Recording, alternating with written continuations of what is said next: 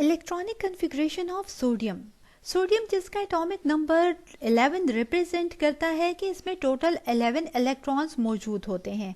जैसे कि आप स्क्रीन पर देख सकते हैं कि फर्स्ट शेल में 2 इलेक्ट्रॉन्स, सेकंड शेल में हमारे पास 8 इलेक्ट्रॉन्स, जबकि वैलेंस शेल में हमारे पास 1 इलेक्ट्रॉन्स मौजूद होता है। सोडियम एटम में मौजूद 11 इलेक्ट्रॉन्स की सब शेल में फिलिंग करते हैं। सबसे पहले हमारे पास 2 इलेक्ट्रॉन्स 1s सब शेल में फिल होंगे। इसके बाद हमारे पास टेल से हेड की तरफ जाते हुए 2s सब शेल में हमारे पास 2 इलेक्ट्रॉन्स फिल होंगे।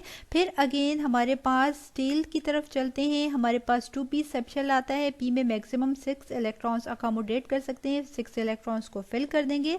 इस तरह से टोटल हमारे पास 2 + 2 4 + 6 10 इलेक्ट्रॉन्स जो हैं फिल हो चुके हैं। रिमेनिंग 1 इलेक्ट्रॉन रह चुका है।